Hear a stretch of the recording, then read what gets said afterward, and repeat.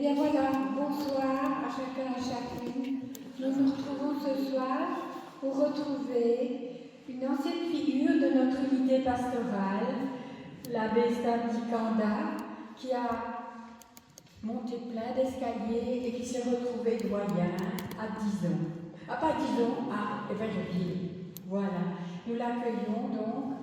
Et un petit peu pour la petite histoire, Stanley est né à Kolwezi. Il a suivi tout son parcours de formation au Congo. Kolwezi, c'est dans le Katanga. Je pense que nous, Belges, on sait bien où c'est. Après un diplôme en langue et littérature africaine, option anglaise, il a obtenu aussi un certificat en catéchèse scolaire chez les jésuites. Ensuite, il est entré au grand séminaire pour faire la philosophie et la théologie. En complément de cette formation, il a pu obtenir un diplôme en sciences agro-vétérinaires à Kinshasa et en technique de gestion agricole ici à Lizy, à Huy. C'est ainsi qu'il est arrivé dans notre beau pays. Ce parcours, donc après cette année d'ordination, c'est à ce moment-là que les troubles ethniques qui opposaient les Katangais aux Kassaïens embrasent certaines villes de la province du Katanga, dont Kolwezi. Ce parcours, qui n'a pas été porté que par des choix libres, a donné à Stanley de mettre sur pied un projet qui s'appelle IPAMEC et qui veut dire Initiative du panier de la ménagère à Chibombo. Parce que quand les troubles sont arrivés, le pouvoir du Katanga a chassé toutes les personnes originaires du Kasaï, bien qu'ils étaient là depuis 3 ou 4 générations. Donc, ils sont arrivés au Kasaï oriental, tout près de Bujimaï, qui est la ville principale, et qui, à ce moment-là, ils ont été conduits à l'extérieur de la ville, à 9 km de la ville, dans un endroit vraiment désert, une savane. Donc, il fallait absolument mettre un projet sur pied. Et ce village, j'ai eu la chance de le visiter avec d'autres personnes qui sont ici dans l'église, quand nous avons fait notre voyage en 2013 pour l'accompagner, pour donner un petit peu de notre temps et rencontrer l'équipe qui gérait IPAMEC sur place. Donc, Stanley est vraiment la personne qui a vécu un exode de sa terre natale vers l'inconnu. Bien qu'il était kassaïen, il ne connaissait pas du tout sa région du Kasaï. Il peut vraiment nous exprimer ce qu'il a et ce que son peuple a traversé dans ces moments d'une extrême inquiétude par rapport à leur vie d'abord, puis surtout à leur devenir. Voilà, bonne et chaleureuse célébration, animée aussi par la chorale de la Sarthe, qui va donc nous égayer notre célébration de ce soir. Merci beaucoup.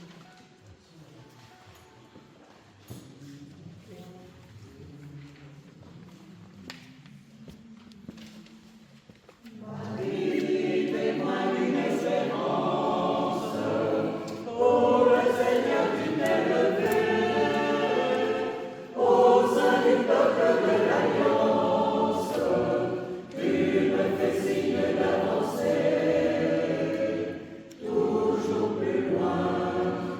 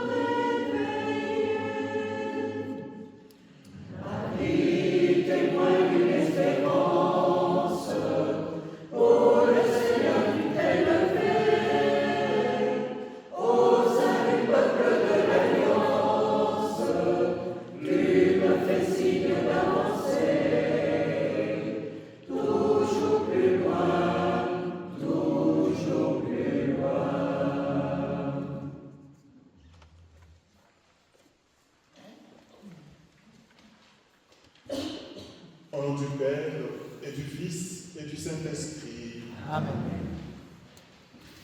La paix soit avec vous. Et avec votre esprit.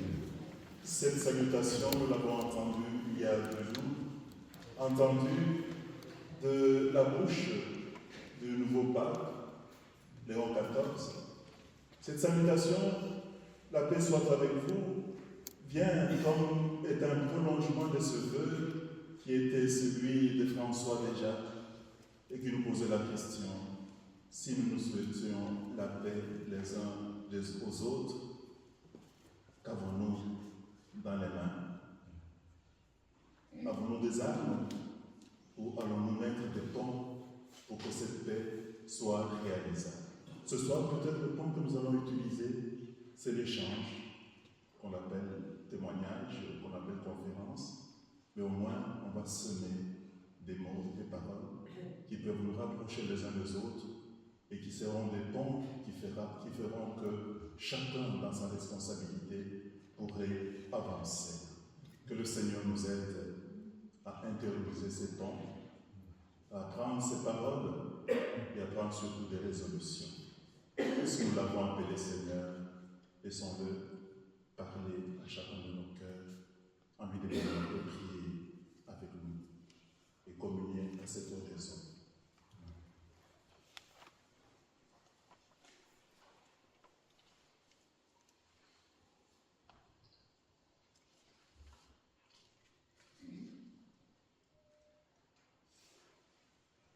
Oui, Seigneur, notre Dieu, toi qui es le Dieu d'amour, toi en qui les différences ne sont pas des ruptures, mais des ponts qui nous permettent d'aller nous rejoindre les uns les autres. Puisque nous avons la grâce de connaître la résurrection du Seigneur, que ton esprit d'amour nous ressuscite, nous aussi, à une vie toujours nouvelle, une vie toujours osée. Par Jésus-Christ, ton Fils, notre Seigneur, notre Dieu, lui qui vit et règne avec toi, Dieu bon, pour les siècles et des siècles. Amen.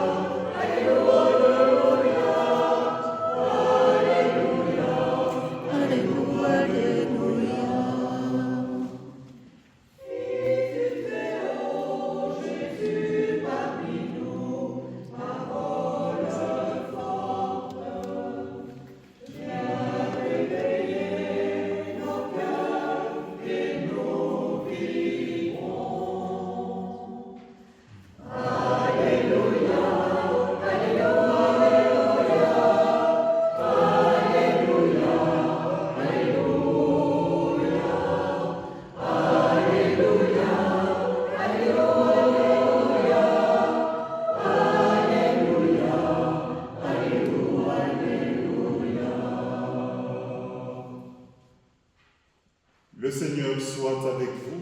Et avec votre esprit. Bonne nouvelle de Jésus-Christ selon saint Matthieu. Gloire à toi, Seigneur.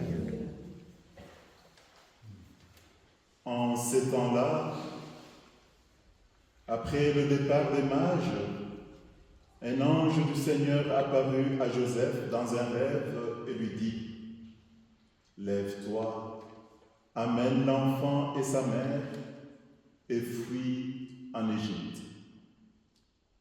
Tu y resteras jusqu'à ce que je te dise de revenir, car Hérode fera rechercher l'enfant pour le tuer. Joseph se leva donc, amenant l'enfant et sa mère de nuit, pour se réfugier en Égypte. Il y resta jusqu'à la mort d'Hérode. Ainsi s'accomplit ce que le Seigneur avait dit par le prophète: J'ai appelé mon fils à sortir de l'Égypte. Acclamons la parole de Dieu. Louange à toi, Seigneur Jésus.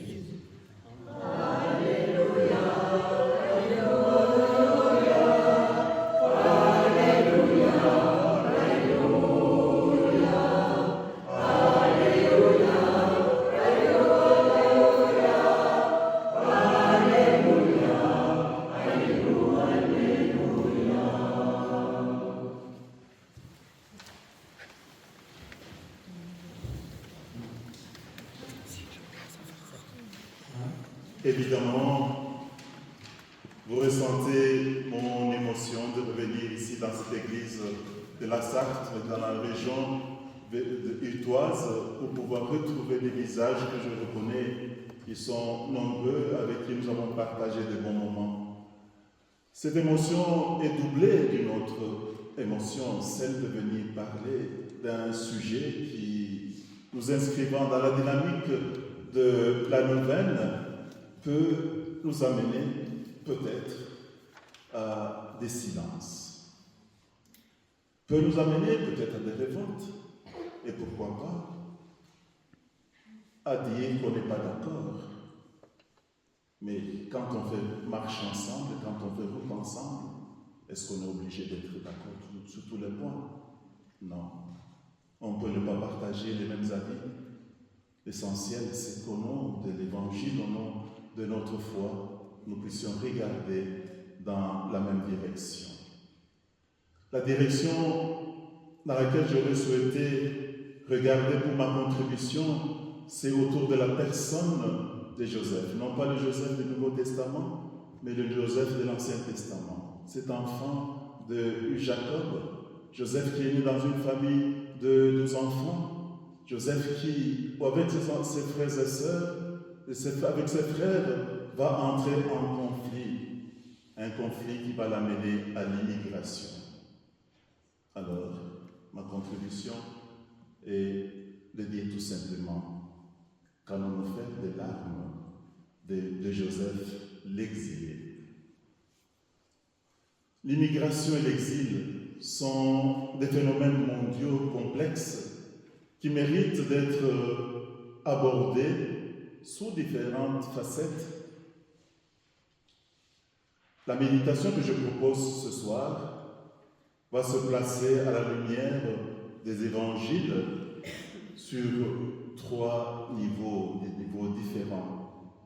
Plutôt que de parler déjà de mon histoire au début, comme Marie-Luce l'a fait tout à l'heure, je vous propose plutôt une grille de lecture qui, pour moi, est très inspirante. Celle d'un personnage expressément religieux et peut-être mythique. Sa localisation dans le temps et dans l'espace donne à mes propos ce soir l'aisance de pouvoir universaliser mes conclusions face à notre époque et face à la problématique de la différence que nous pouvons aborder. Il s'agit de ce Joseph, fils de Jacob, et qui a été vendu par ses frères aux marchands égyptiens pour finalement devenir une sorte de main salvatrice pour toute sa tribu. Vendu, exilé et sauveur. Ceux qui se reconnaîtront dans mes propos seront rejoints avec beaucoup de respect dans leur parcours. Les chemins de vie, entendons-nous bien, peuvent avoir des connivences quand des épisodes que nous vivons tous ne sont pas toujours les mêmes. Car dans cette assemblée de ce soir, qui peut prétendre n'avoir jamais vécu une situation de rejet en famille ou en milieu social. Laissons travailler notre mémoire.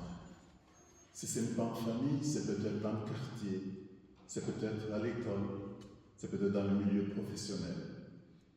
Et j'oserais dire, quand on a vécu un rejet, on a fait l'expérience, soit-elle d'une minute, de celui qui est délocalisé et qui est placé ailleurs, l'expérience d'un exilé, d'un repoussé, d'un homme qui doit bouger. C'est de cette expérience que je vais plutôt parler.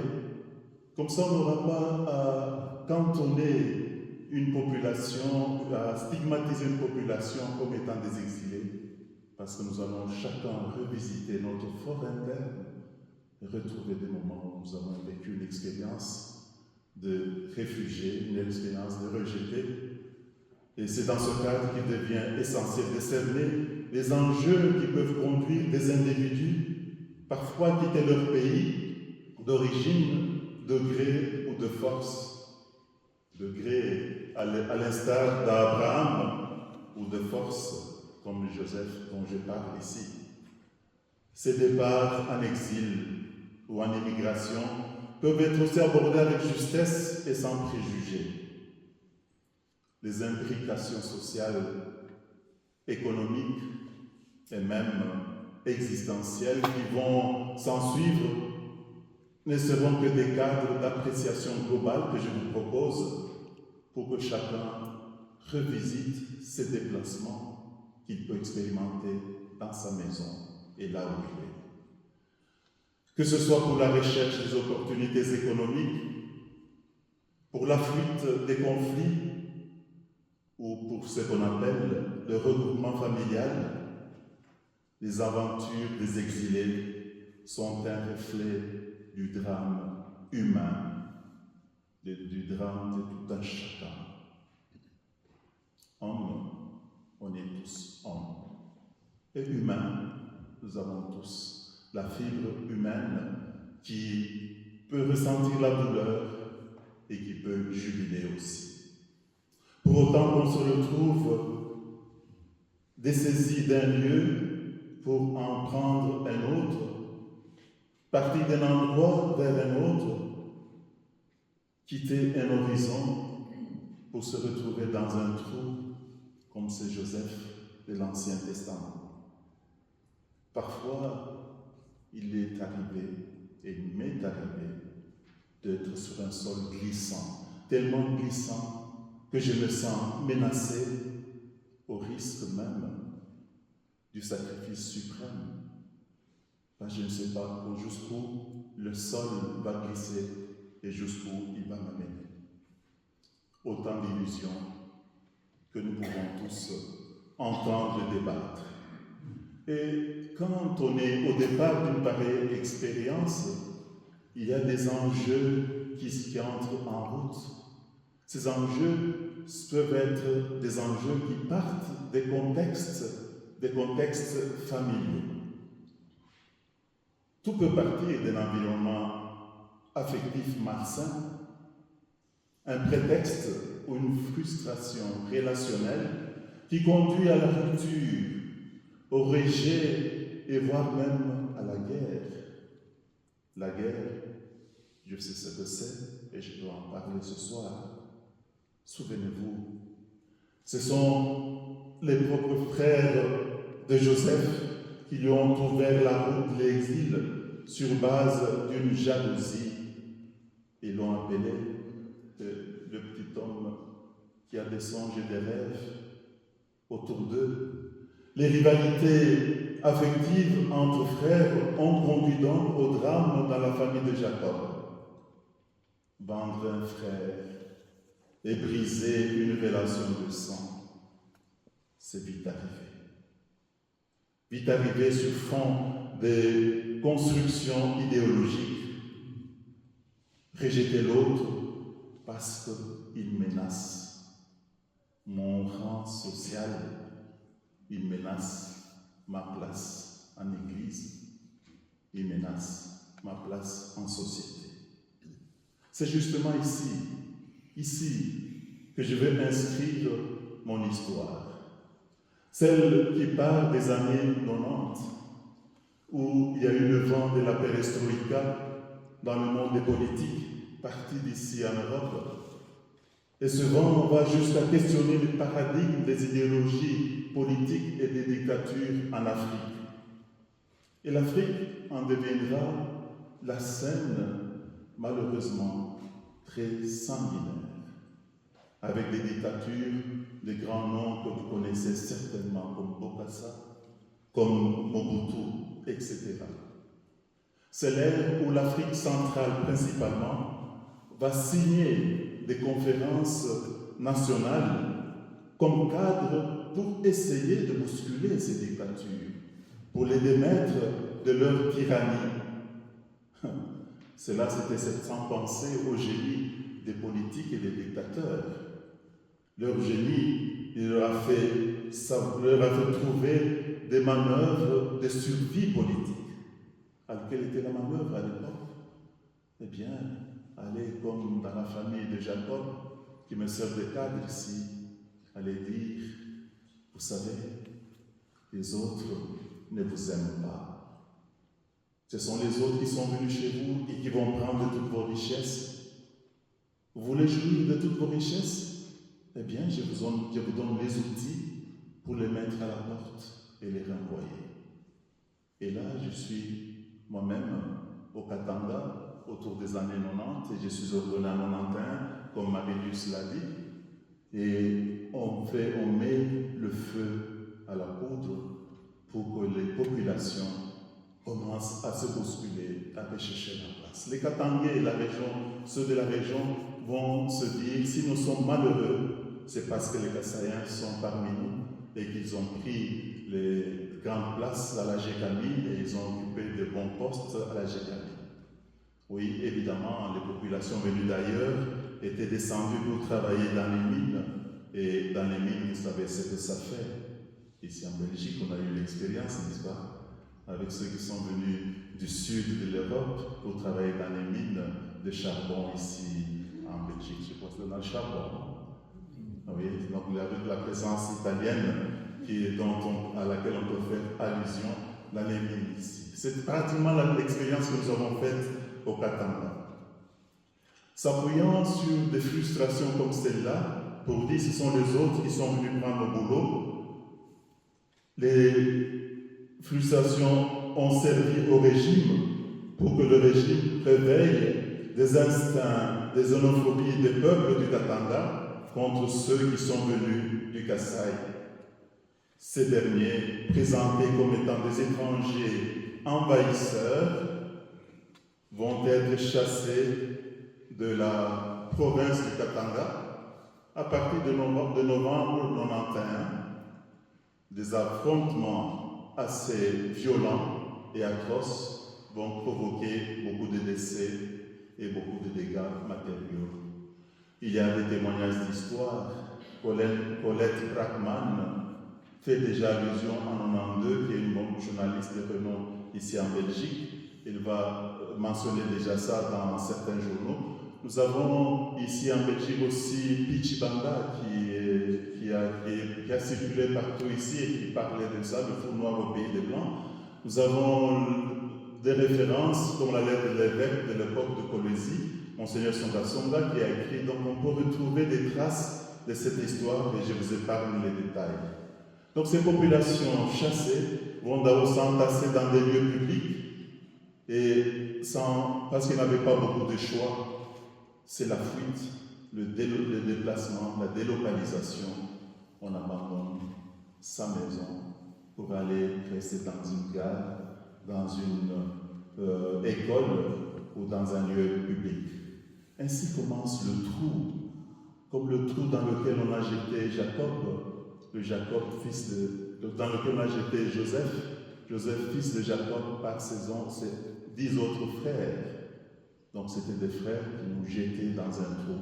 Ici, de manière métaphorique, c'est le trou de l'existence dans lequel vous pouvez vous retrouver, que je peux me retrouver pour chaque fois que vous vivez une situation de rejet. Le trou n'est-il pas l'image parfaite des populations plongées dans le noir tourbillon de leur histoire, qui était un lieu connu, qui était Colosie pour moi et d'autres Likasi, vers l'inconnu, n'est jamais une sinécure. Pour nous, la province où on nous renvoyait était de fait une parfaite inconnue. Mais il fallait partir. Nous devenions ainsi des réfugiés dans notre propre pays. Disons, comme on nous a donné le nom, des déplacés internes fuyant une région en raison de la guerre, de la persécution et d'autres formes de violence. Prendre cette décision de partir pour des familles n'a pas été un choix facile. Le Kasaï vers lequel on nous dirigeait était une terre inconnue, avec des langues et des mentalités que nous ne connaissions pas. Du coup, nous formions un mixte de population qui se mettait sur la route. Mixte parce qu'il y avait des gens qui s'éloignaient d'une menace vers un lieu sécurisé. Mixte parce qu'il y avait des immigrés solidaires de ceux qui étaient renvoyés et révoltés par la situation, qui se sont dit « Nous nous mettons en route avec vous parce que la situation nous révolte ». Un petit clin d'œil ici, n'est-ce pas, assez courageux de dire « Je ne suis pas concerné, mais je me range parce que la situation est révoltante ».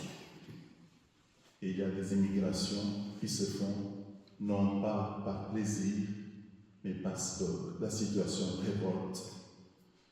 Quitter un pays et prendre la route de l'exil, l'exode du Katanga vers le Kasaï, ne devenait-il pas une aventure toute semblable à celle de Joseph, parti vendu vers un pays inconnu?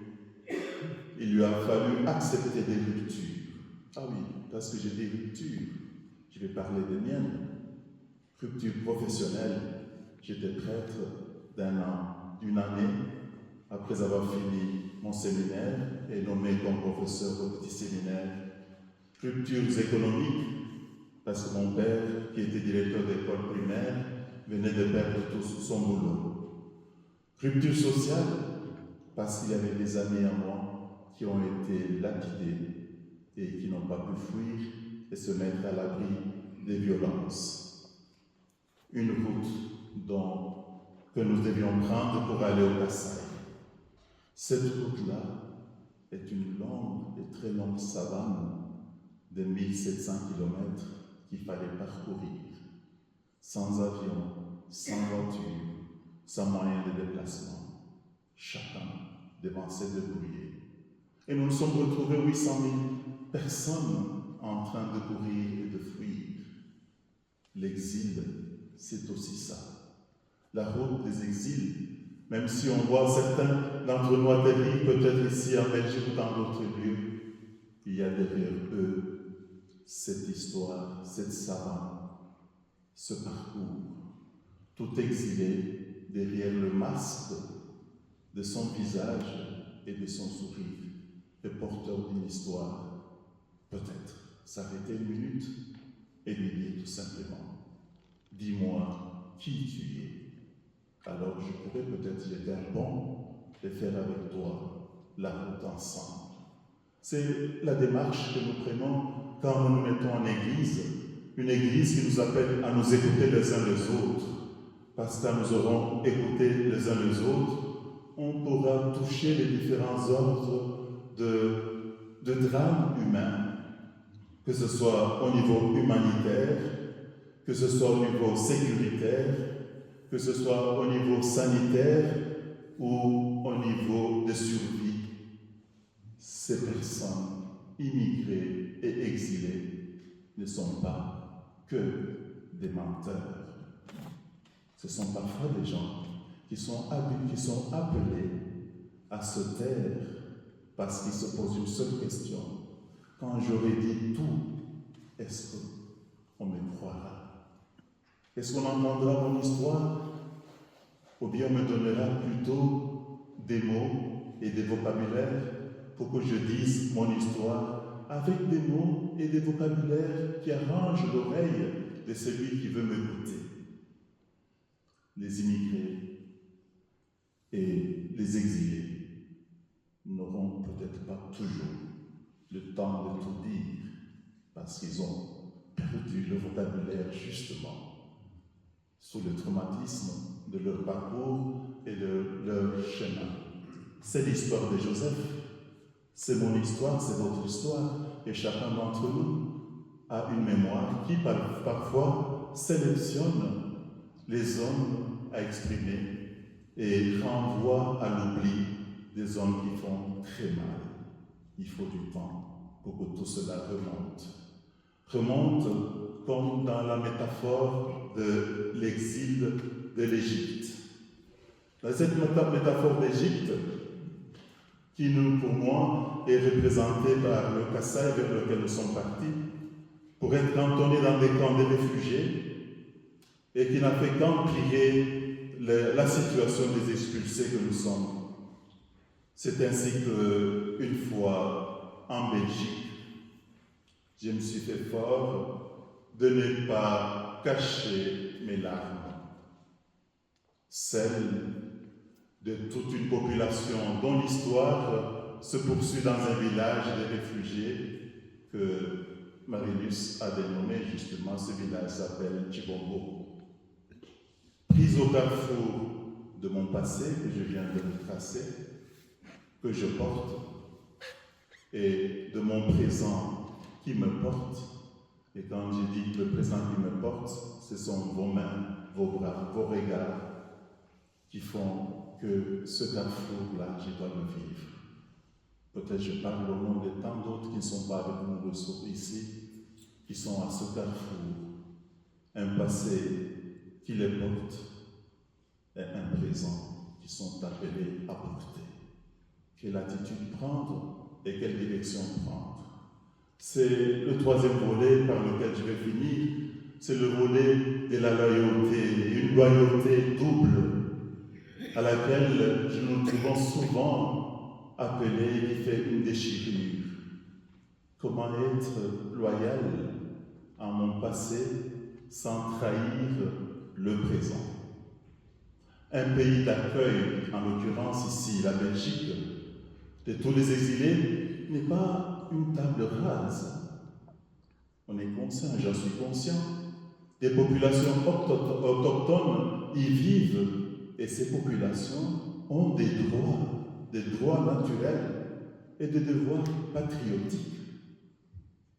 L'arrivée des immigrés dans ces contrées est devenue un sujet complexe et controversé.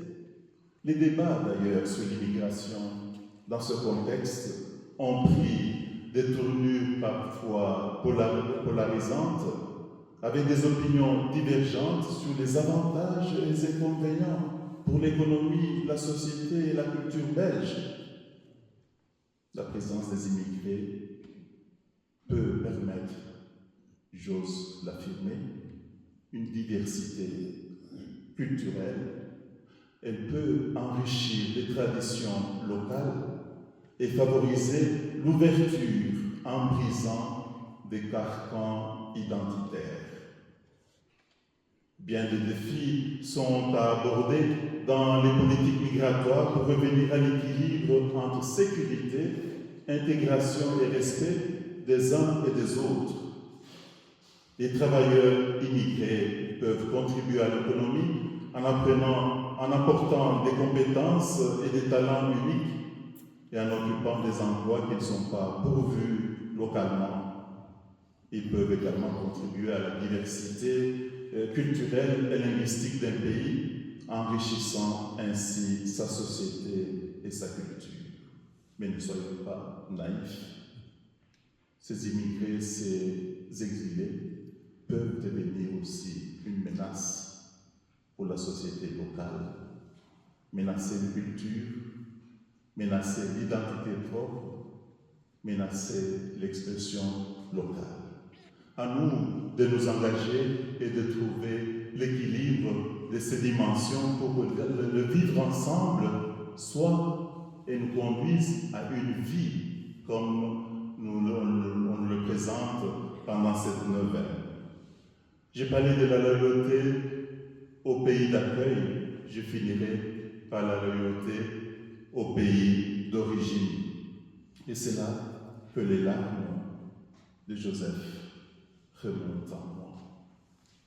Penser à son pays d'origine, partir de chez soi est toujours un arrachement, une décision pas souvent aisée. C'est la puissante réponse à la question identitaire Qui suis-je vraiment? Être du monde et de nulle part à la fois est toujours vécu comme une déchirure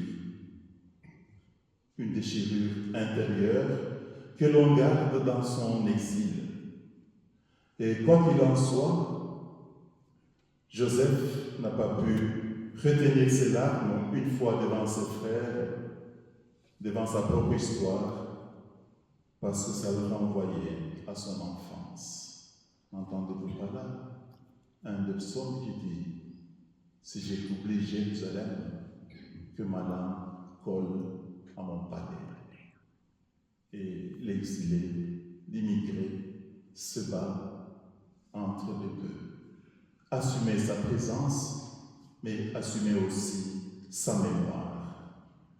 Et le geste pour Joseph sera le geste pour ceux qui sont restés au pays et qui va les rejoindre par l'élan des attentions bien visibles, tant pour les exilés que pour ceux qui sont restés sur sa terre natale.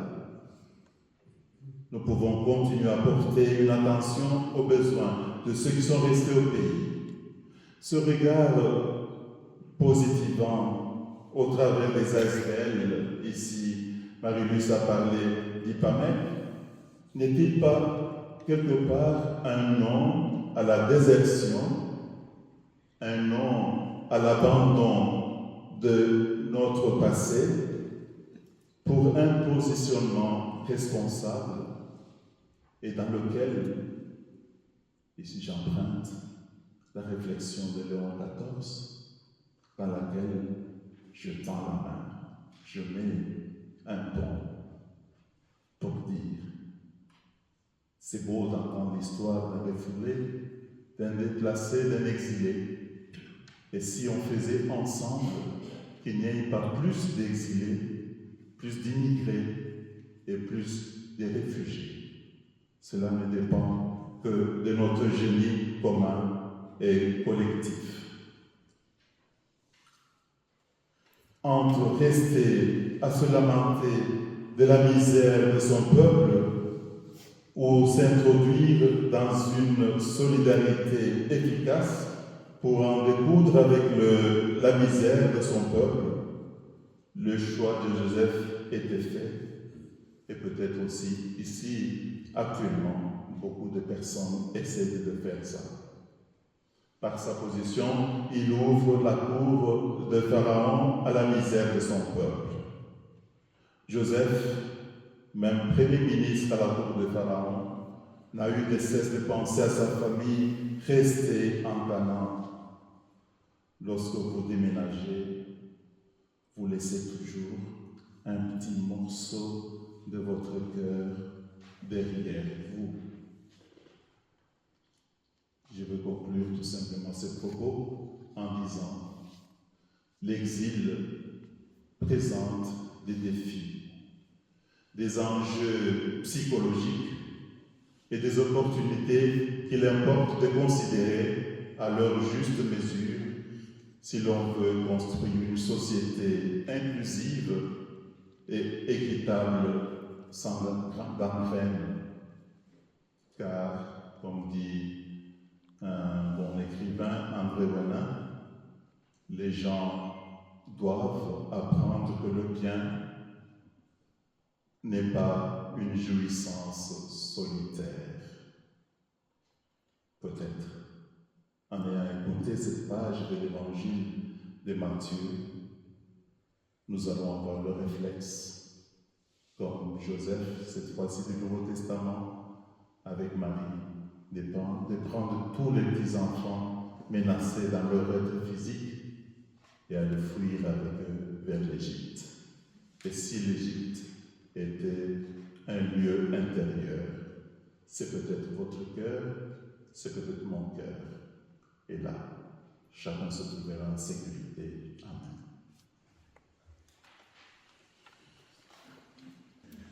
Gloria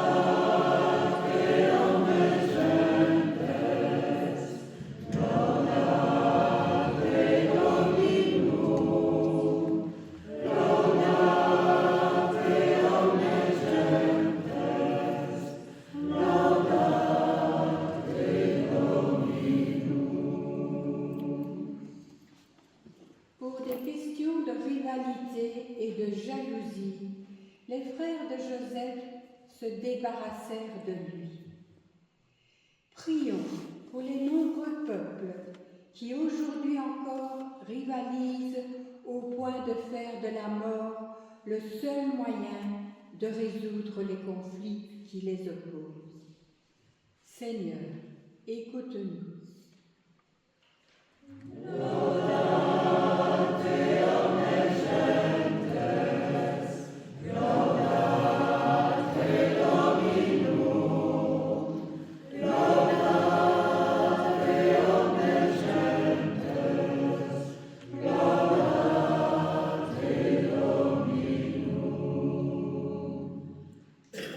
La cour de Pharaon reconnut les compétences de Joseph et l'intégra dans sa gestion administrative. Prions pour que se construise une société inclusive où la préoccupation soit accordée à la cohésion sociale, tant pour les émigrés que pour les nationaux. Nous te prions, Seigneur.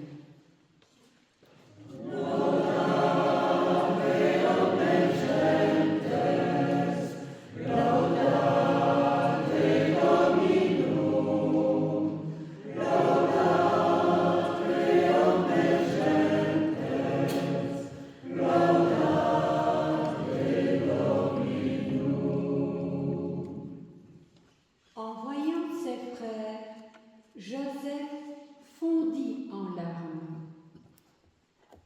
Que le pardon et la réconciliation deviennent des socles de rapprochement des peuples qui, pour des raisons diverses, se sont trouvés en guerre jadis. Nous te prions, Seigneur.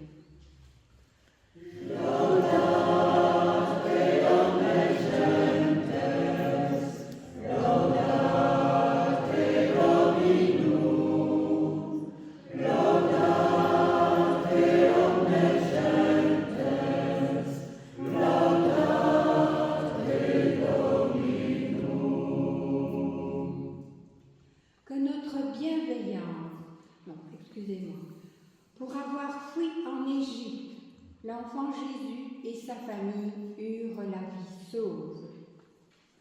Que notre bienveillance soit favorable aux initiatives diverses établies en ASBL pour renforcer les capacités des populations pauvres, en prendre en charge leur développement dans le respect et la dignité.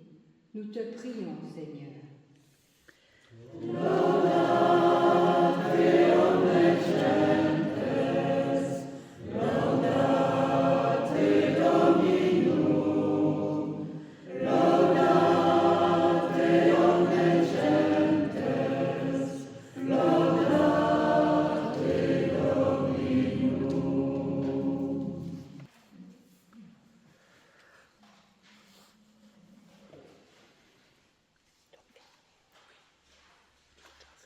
Prions encore le Seigneur.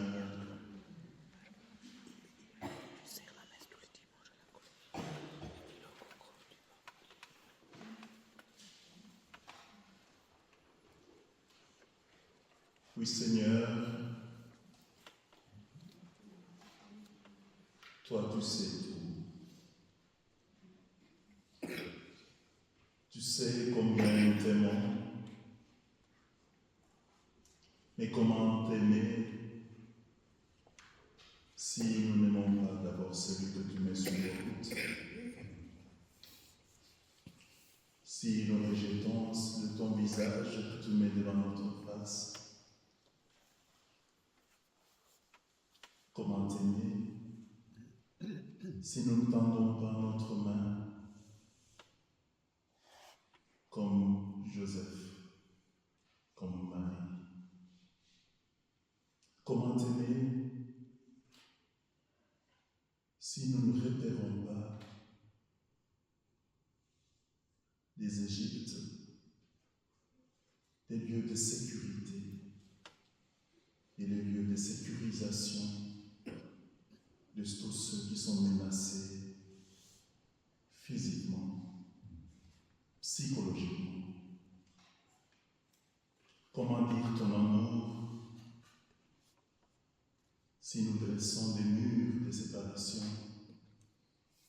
alors que tu nous donnes de jeter des ponts?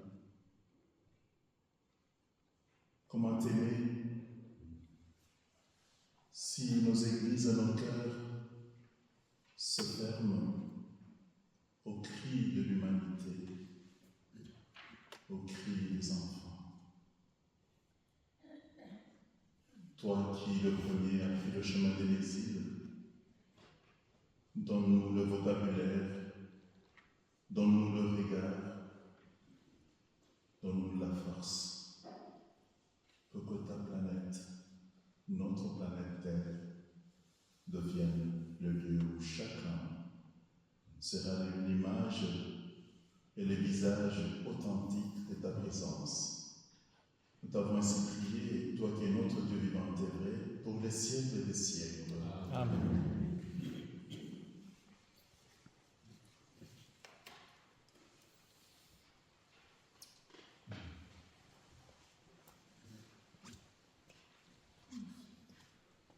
Eh bien voilà, nous voici arrivés tout doucement au bout de cette célébration.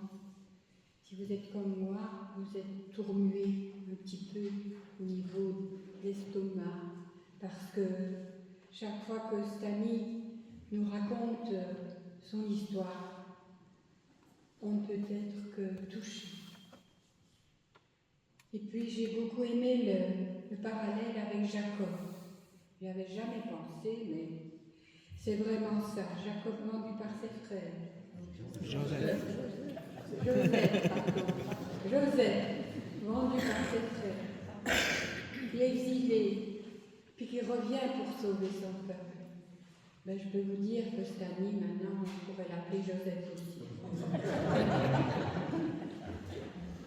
Enfin, soit. Mais c'est vrai que vivre le rejet, il a bien souligné que nous avons chacun, chacune, déjà peut-être ressenti ça. Et ça, c'est bien vrai. Pas au niveau de tout ton peuple ni de toi-même, mais quand même, on a des frustrations bien souvent dans nos relations. Puis le pouvoir, la jalousie, savoir aussi qu'un exilé est porteur d'une histoire. Dis-moi qui tu es. Mais va-t-on me croire? Il faudrait penser à ça aussi. Alors pour la position de la personne qui arrive chez nous, trouver un équilibre de loyauté entre notre pays et le sien, celui d'origine. Être du monde et de nulle part. Quand on quitte son pays, ah oui, ça c'est aussi ça.